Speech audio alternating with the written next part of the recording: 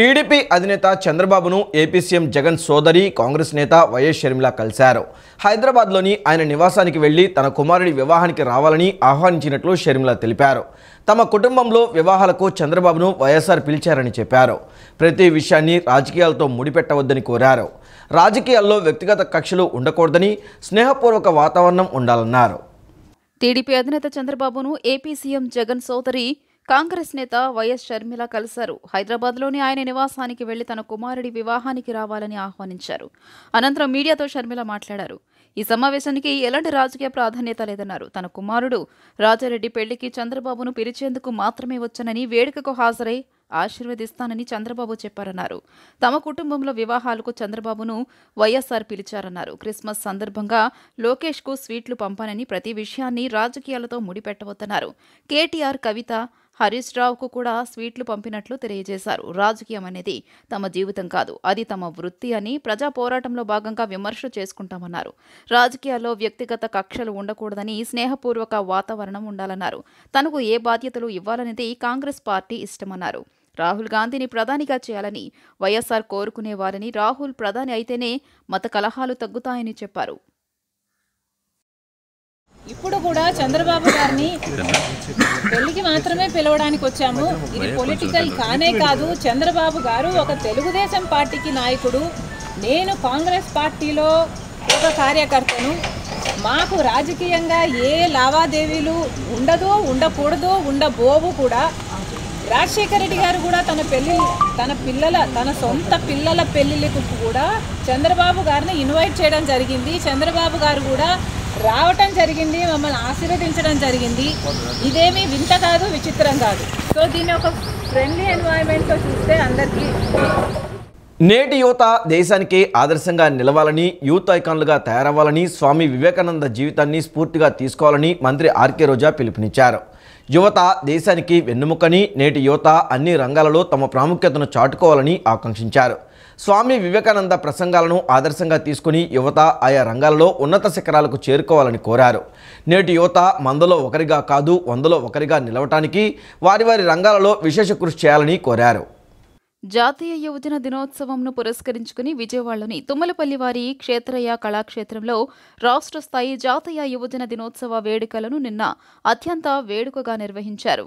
యువజన వేడుకలకు ముఖ్య అతిథిగా హాజరైన మంత్రి ఆర్కే రోజా మాట్లాడుతూ, స్వామి వివేకానంద చెప్పినట్లు యువత శక్తిపై అపార నమ్మకాన్ని ఉంచి వారి అభ్యున్నతి కోసం మన ముఖ్యమంత్రి వైఎస్ జగన్మోహన్ రెడ్డి అనేక సంక్షేమ కార్యక్రమాలు చేపట్టి విజయవంతంగా అమలు చేస్తున్నారని తెలిపారు. స్వామి వివేకానంద యువతకు మార్గనిర్దేశం చేశారని, ఆయన ఆశయాలకు, ఆకాంక్షలకు, స్ఫూర్తికి అనుగుణంగా యువత నడిస్తే వారికి తిరుగుండదని పేర్కొన్నారు.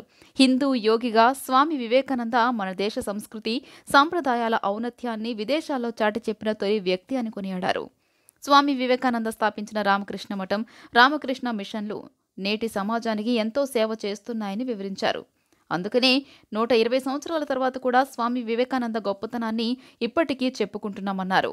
ముఖ్యంగా యువతను చైతన్యం చేయడం కోసం, అలాగే యువత సన్మార్గంలో నడిచేలాగా అవగాహన కల్పించడం కోసం రామకృష్ణ మఠం, రామకృష్ణ మిషన్ని స్థాపించారు వివేకానంద గారు.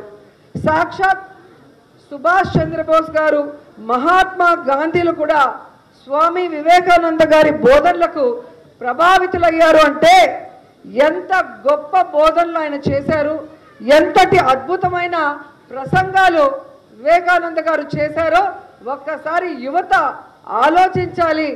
ఆయన గురించి తెలుసుకోవడానికి ఆ బుక్స్ కూడా చదవాలని కూడా మనస్ఫూర్తిగా కోరుకుంటున్నాను.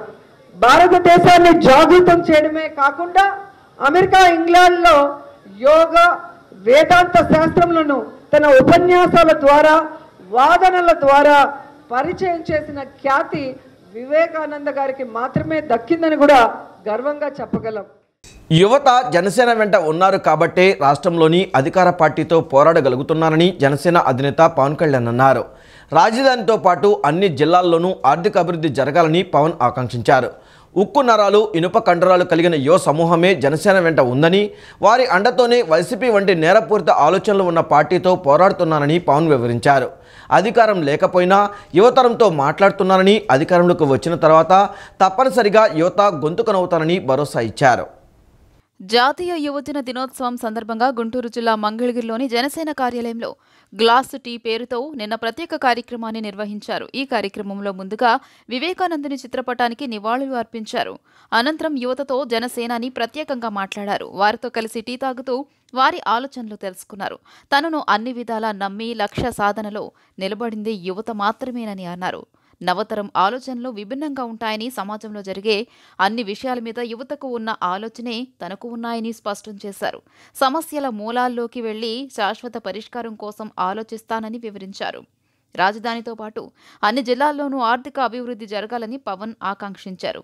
రాష్ట్రంలో అన్ని ప్రాంతాల్లో ఉద్యోగ అవకాశాలు లభించే దిశగా ఆలోచిస్తానని, ఐటీ రంగంతో పాటు వ్యవసాయం, వ్యాపారం, ఇతర రంగాల్లోనూ అవకాశాలు కల్పించే విధంగా చేస్తానని హామీ ఇచ్చారు. ఉద్యోగాలు లేక యువత వలస వెళ్లి సాధారణ జీతాలకు పనిచేసే పద్ధతి మారాలన్నారు. అధికారం లేకపోయినా యువతరంతో మాట్లాడుతున్నానని, అధికారంలోకి వచ్చిన తర్వాత తప్పనిసరిగా యువత గొంతుకనవుతానని భరోసా ఇచ్చారు. We have very deeply understood. అంటే మీ వ్యూస్ నాకు కొత్త కాదు ఇది, because I have travelled extensively, I went extensively, I met people extensively, so I know each and every part of it. ఇప్పుడు ఇందాక ఆయన మైనర్ ఇరిగేషన్ ప్రాజెక్ట్స్ గురించి చెప్తుంటే నేను వెళ్ళాను, మన శ్రీకాకుళం ప్రాంతాలకు వెళ్ళాను. చిన్నపాటి లాకులు రిపేర్ చేస్తే ఒక 3,000 ఎకరాలకి 5,000 ఎకరాలకి చాలా పంటలు పండేస్తాయి, వీళ్ళు చేయరు. So how do we do that? So వీటన్నిటికీ ఏంటంటే only solution for me is to attain some kind of legislative power. ఇప్పుడు ఇదే నేను మీతో మాట్లాడటానికి, ఇదే సభల్లో మాట్లాడడానికి చాలా తేడా ఉంటుంది. That's what I'm striving.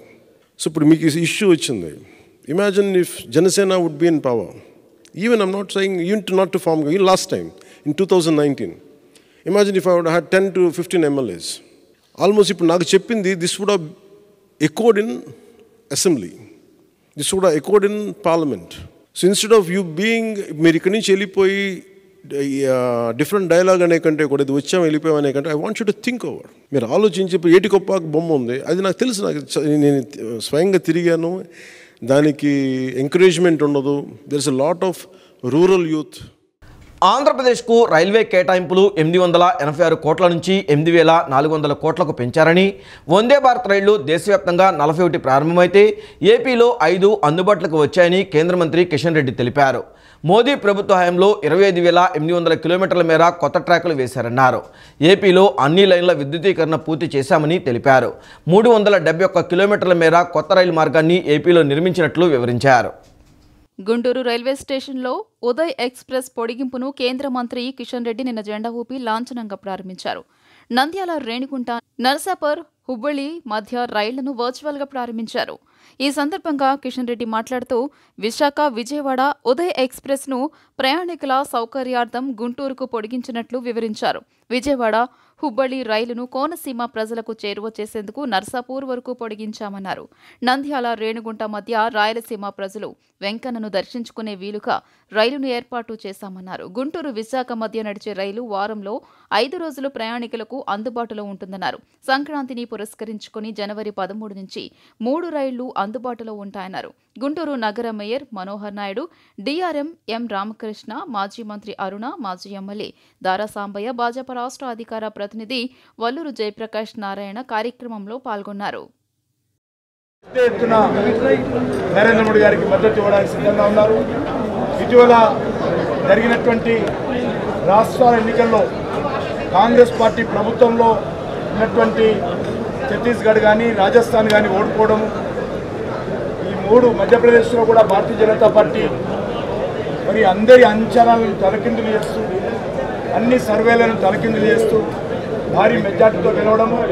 ఈరోజు దేశంలో ఏ గ్రామానికి వెళ్ళినా, ఏ పట్టణానికి వెళ్ళినా మోడీ గారే మళ్ళీ ప్రధానమంత్రి కావాలని ఆకాంక్ష వ్యక్తం చేస్తూ ఉన్నారు.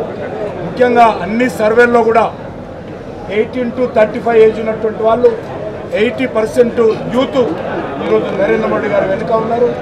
అదేవిధంగా మహిళలు కూడా నరేంద్ర మోడీ గారు వెనుక ఉన్నారు. ఒక నీతివంతమైనటువంటి పాలన గత 9 సంవత్సరాలుగా ఒక్క రూపాయి దుర్వినియోగం కాకుండా మరి ఒక మరి అవినీతి రహితమైనటువంటి పాలన నరేంద్ర మోడీ గారు అందించారు. అందరూ కలిసికట్టుగా కదిలితేనే మంగళగిరి నియోజకవర్గ సమగ్రాభివృద్ధి సాధ్యమని టీడీపీ జాతీయ ప్రధాన కార్యదర్శి నారా లోకేష్ అన్నారు. రాష్ట్రంలో మరెక్కడా లేని విధంగా కులమతాల సమాహారంగా ఉన్న నియోజకవర్గ అభివృద్ధికి ఐక్యంగా ముందుకు రావాలని లోకేష్ కోరారు.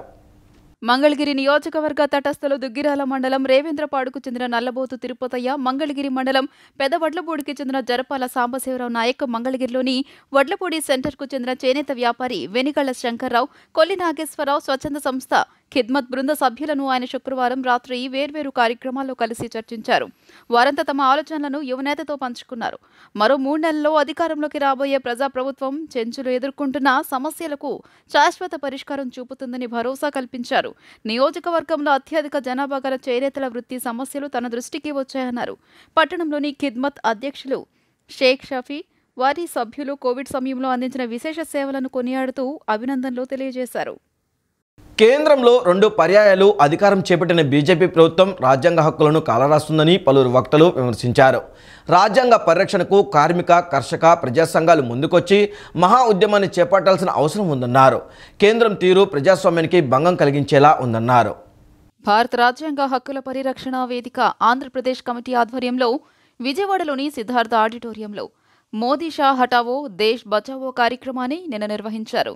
ఈ కార్యక్రమంలో భారత రాజ్యాంగ హక్కుల పరిరక్షణ వేదిక రాష్ట్ర కన్వీనర్, మాజీ మంత్రి వడ్డే శోభనాద్రీశ్వరరావు, జాతీయ రైతు ఉద్యమ నాయకుడు Rakesh Tikait, CPM polit bureau సభ్యుడు బివి రాఘవులు, జై భారత్ నేషనల్ పార్టీ అధ్యక్షుడు వివి లక్ష్మీనారాయణ, పిసిసి అధ్యక్షుడు గిడుగు రుద్రరాజు, మాజీ ఎంపీ జేడి శీలం, భారత రాజ్యాంగ హక్కుల పరిరక్షణ వేదిక కన్వీనర్ కె విజయబాబు, ప్రత్యేక హోదా విభజన హామీల సాధన సమితి కన్వీనర్ చలసాని శ్రీనివాసరావు, సిపిఐ జాతీయ నాయకుడు అజీజ్ పాషా, నిర్మాత తమ్మారెడ్డి భరద్వాజ పాల్గొని ప్రసంగించారు.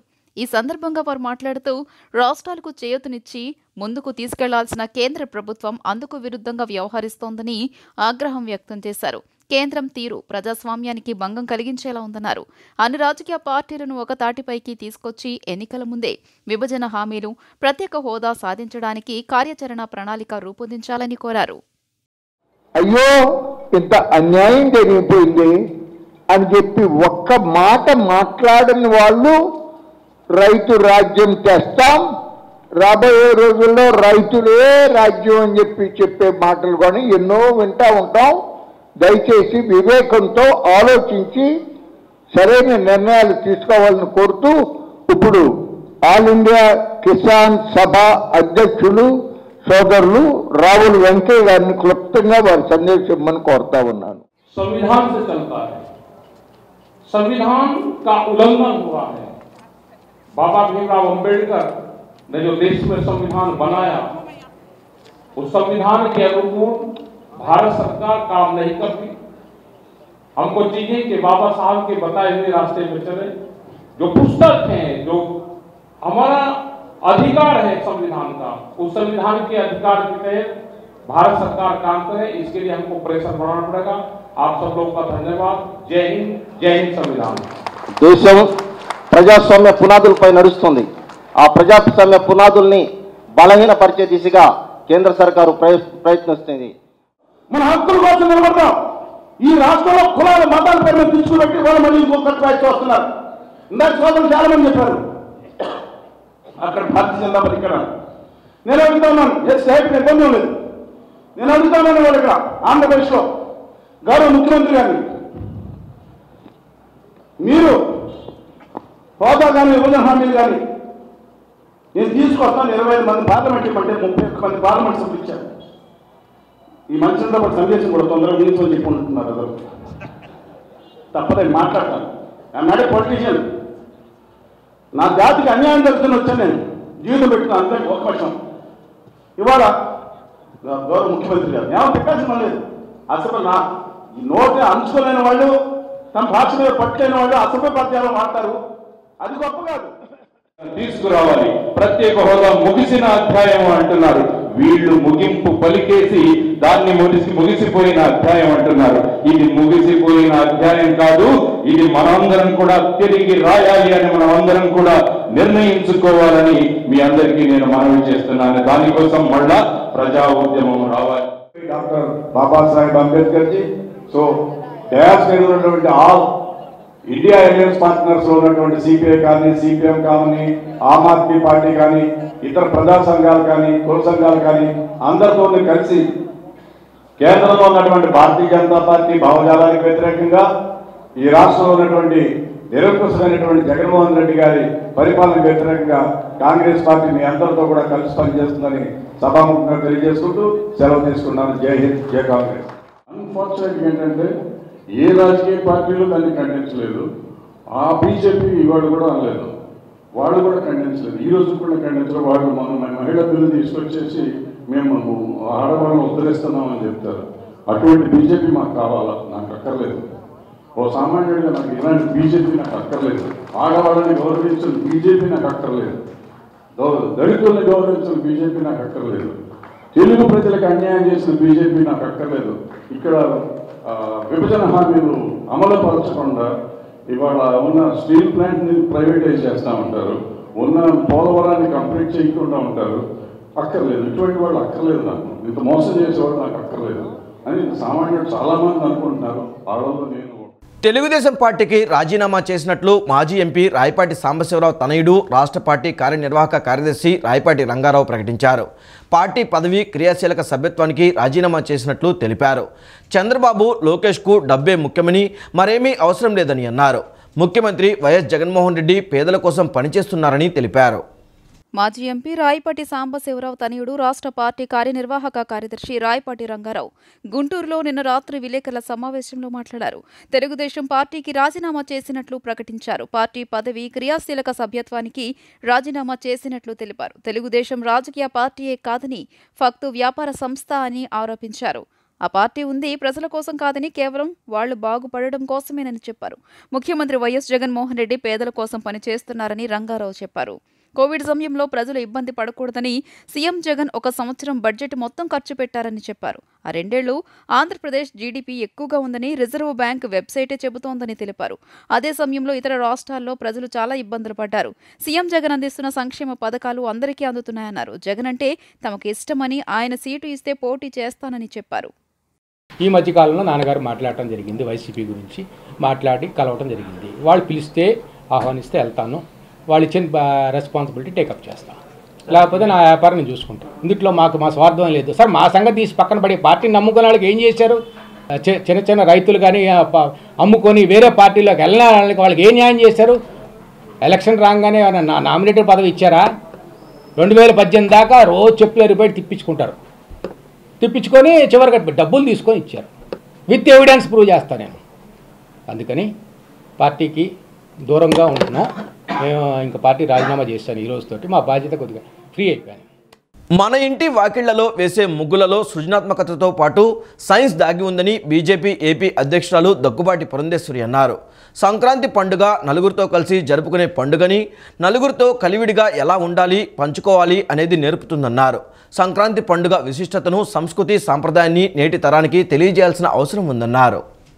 సంక్రాంతి పండుగను పురస్కరించుకుని బీజేపీ నేత కిలారు దిలీప్ ఆధ్వర్యంలో NTR colony venue convention hall పక్కనున్న ఖాళీ స్థలంలో నిన్న ముగ్గుల పోటీలు నిర్వహించారు. ఈ పోటీల్లో మహిళలు, యువతులు, పిల్లలు ఉత్సాహంగా పాల్గొన్నారు. సంక్రాంతి పండుగను ప్రతిబింబించేలా అందమైన రంగవల్లులను తీర్చిదిద్దారు. న్యాయ నిర్ణేతలు ముగ్గులను పరిశీలించి ఉత్తమమైన ముగ్గులను ఎంపిక చేసి విజేతలను ప్రకటించారు. ఈ కార్యక్రమానికి బీజేపీ రాష్ట్ర అధ్యక్షురాలు పురంధరేశ్వరి ముఖ్య అతిథిగా విచ్చేశారు. మహిళలు వేసిన ముగ్గులను పరిశీలించారు. అనంతరం మొదటి 3 విజేతలకు బహుమతులు అందజేశారు. ఇద్దరికీ ప్రోత్సాహక బహుమతులు, పాల్గొన్న వారందరికీ బహుమతులు ఇచ్చారు. ఈ సందర్భంగా పురంధరేశ్వరి మాట్లాడుతూ ముగ్గులు వేయడంలో సృజనాత్మకత ఉంటుందని అన్నారు. పోటీల్లో గెలుపొందిన వారితో పాటు పాల్గొన్న వారందరూ విజేతలేనని చెప్పారు. పాశ్చాత్య సంస్కృతి ఒరవడిలో మన పిల్లలు కొట్టుకుపోతున్న తరుణంలో వారిలో మన సంస్కృతి పట్ల అవగాహన కల్పించేందుకు ఇటువంటి పోటీలను నిర్వహించాల్సిన అవసరం ఉందన్నారు. పిల్లల్లో అవగాహన కల్పించాల్సిన బాధ్యత పెద్దల్లో ఉందన్నారు. సృజనాత్మక ఎంత ఉంటుందో దీంట్లో మనం అందరం కూడా గమనించాలి. కేవలం ముగ్గులు వేయటం కాదు, కానీ వాటిలో రంగులు నింపడం, ఏ విధంగా ఏ కాంబినేషన్స్లో రంగులు నింపాలి అనేటువంటి అంశం మీద కూడా చాలా దృష్టి పెట్టినట్టు మనకి ముగ్గులు చూస్తున్నప్పుడు మనందరికీ కూడా అర్థమయ్యేటువంటి విషయం. నేను ప్రతి ఒక్కరిని కూడా నేను చేసేటువంటి అభ్యర్థన వారికి ఇటువంటి కార్యక్రమాలు మెండుగా మనం చేసుకోవాలి. ఎందుకంటే ఈ మధ్య కాలంలో మన బిడ్డలు పాశ్చాత్య సంస్కృతి ఒరబడిలో కొట్టుకుపోతున్నటువంటి సందర్భంలో మనం ఈ రకమైనటువంటి కార్యక్రమాలు నిర్వహించినప్పుడే మన పిల్లలకి మన సంస్కృతి పట్ల అవగాహన పెరుగుతుంది. కనుక ఆ రకమైనటువంటి అవగాహన పెంపొందించవలసినటువంటి బాధ్యత పెద్దలంగా మన మీద ఉన్నటువంటి సందర్భంలో నేను దిలీప్ గారిని ప్రత్యేకించి నేను అభినందిస్తున్నాను. బీజేపీ నేత కిలారు దిలీప్ మాట్లాడుతూ సంక్రాంతి పండుగ సందర్భంగా నిర్వహించిన పోటీల్లో మహిళలు ఉత్సాహంగా పాల్గొన్నారని చెప్పారు. మహిళలు వేసిన ముగ్గులు సంక్రాంతి పండుగను ప్రతిబింబించాయని తెలియజేశారు. కాకుండా మహిళలకి అదొక ఎక్సర్సైజ్ లాగా కూడా అయ్యి వాళ్ళు ఆరోగ్యంగా ఉంటారనేది మూడో అంశం. చక్కగా ఇవాళ అందరూ పార్టిసిపేట్ చేసి వాళ్ళందరూ వాళ్ళ ఇళ్ల ముందు చక్కగా ముగ్గులు వేసుకుంటున్నారు, ఆరోగ్యంగా ఉంటున్నారు అనేది నాకు అర్థమవుతుంది. ఇది చెప్తూ మీ అందరినీ నేను అభినందిస్తూ సెలవు తీసుకుంటున్నాను. కంచికచర్ల మండలం పరిటాల సమీపంలోని అమృత సాయి ఇంజనీరింగ్ కళాశాలలో సంక్రాంతి సంబరాలను నిన్న ఘనంగా నిర్వహించారు. విద్యార్థులకు రంగవల్లులు, మెహందీ, గాలిపటాల పోటీలు నిర్వహించారు. విద్యార్థులు ఉత్సాహంగా పాల్గొన్నారు. గ్రామీణ పల్లె వాతావరణాన్ని తలపించేలా వేడుకలు జరిగాయి. కంచికచర్ల మండలం పరిటాల సమీపంలోని అమృత సాయి ఇంజనీరింగ్ కళాశాలలో సంక్రాంతి సంబరాలను నిన్న ఘనంగా నిర్వహించారు. విద్యార్థులకు రంగవల్లులు, మెహందీ, గాలిపటాల పోటీలు నిర్వహించారు. విద్యార్థులు ఉత్సాహంగా పాల్గొన్నారు. గ్రామీణ పల్లె వాతావరణాన్ని తలపించేలా వేడుకలు జరిగాయి. ఈ సందర్భంగా ఏర్పాటు చేసిన కార్యక్రమంలో కళాశాల secretary and correspondent K Rammohan Rao మాట్లాడుతూ మన పండుగలు మన సంస్కృతి సాంప్రదాయాలను ప్రతిబింబిస్తాయన్నారు. ఈ సంక్రాంతికి ప్రతి ఇల్లు ధనధాన్యాలతో భోగభాగ్యాలతో కళకళలాడుతూ ఉంటుందని తెలియజేశారు. కళాశాల ప్రిన్సిపల్ డాక్టర్ ఎం శశిధర్ మాట్లాడుతూ సంక్రాంతి పండుగ అంటే అందరికీ గుర్తుకు వచ్చేది రంగవల్లులు, గాలిపటాలు, గంగిరెద్దులు, హరిదాసులని, ప్రతి ఇంటిని పశువులను అలంకరించడం జరుగుతుందని తెలియజేశారు. రంగవల్లులు, మెహందీ, గాలిపటాల పోటీలో విజేతలకు కళాశాల యాజమాన్యం తరపున ప్రశంసా పత్రాలు, మెమంటోలు, బహుమతులు అందజేశారు. కళాశాల విద్యార్థులు నిర్వహించిన కోలాటం ప్రత్యేక ఆకర్షణగా నిలిచింది. తెలుగు రాష్ట్రాలలో ప్రసిద్ధిగాంచిన కృష్ణా జిల్లా పెద్దౌటిపల్లి జోసెఫ్ తంబి ఉత్సవాలు ఘనంగా ప్రారంభమయ్యాయి. 3 రోజుల పాటు జరిగే ఈ ఉత్సవాలకు ఆంధ్ర, తెలంగాణతో పాటు ఇతర రాష్ట్రాల నుంచి పెద్ద సంఖ్యలో భక్తులు తరలివచ్చి జోసెఫ్ తంబి సమాధిని దర్శించుకుంటున్నారు.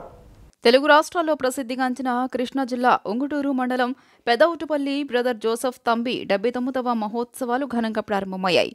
ఉదయం 7 గంటలకు ఎన్కేపాడు మేరీమాత కపూచియన్ ప్రోవిన్స్ చెందిన రెవరెండ్ ఫాదర్ ప్రతిపాటి మర్యాదాసు సమిష్టి దివ్య బలి పూజ అనంతరం ఉత్సవాలను లాంఛనంగా ప్రారంభించారు. ఈ రోజు నుంచి జనవరి 13, 14, 15 3 రోజుల పాటు ఉత్సవాలు ఎంతో వైభవంగా సాగనున్నాయి. ఆంధ్ర, తెలంగాణ, చెన్నై, కర్ణాటకలతో పాటు ఇతర రాష్ట్రాల నుంచి లక్షలాది మంది భక్తులు తరలివచ్చి తంబి సమాధిని దర్శించుకుంటారని Joseph Thambi church rector father Paladugu Joseph తెలియజేశారు. ఉత్సవాలు ప్రతిరోజు 4 పూటల సమిష్టి దివ్య బలి పూజతో పాటు పలు సాంస్కృతిక కార్యక్రమాలను ప్రదర్శిస్తారు. కళావేదికలో సుమారు 10,000 మందికి పైగా భక్తులు కూర్చుని దివ్య బలి పూజలు, సంస్కృతి ప్రదర్శనలు వీక్షిస్తున్నారు. రేపు ఎల్లుండి భక్తులు భారీ సంఖ్యలో తరలిరానున్న నేపథ్యంలో ఎలాంటి అసౌకర్యం కలగకుండా అన్ని ఏర్పాట్లు సిద్ధం చేసిన పుణ్యక్షేత్రం రెక్టర్ ఫాదర్ పాలడుగు జోసెఫ్ తెలియజేశారు. ఎలాంటి అవాంఛనీయ ఘటన చోటు చేసుకోకుండా పటిష్టమైన పోలీసు బందోబస్తుతో అన్ని ప్రభుత్వ శాఖల అధికారులు తమ సేవలను అందిస్తున్నారు.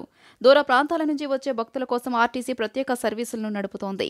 రైల్లో ప్రయాణించే భక్తుల కోసం రైల్వే శాఖ పెదౌటుపల్లి వద్ద రైల్వే స్టేషన్ వద్ద ప్రత్యేక హాల్ట్ ఏర్పాటు చేశారు. ఉత్సవాల ముగింపు రోజు 15వ తేదీ ఉదయం 7 గంటలకు విజయవాడ పీఠాధిపతులు తెలగతోటి రాజారావు దివ్య సమిష్టి బలిపూజ అనంతరం ఉత్సవాల ముగింపు పలుకుతారు. ఈ వార్తలు ఇంతటితో సమాప్తం. నమస్కారం.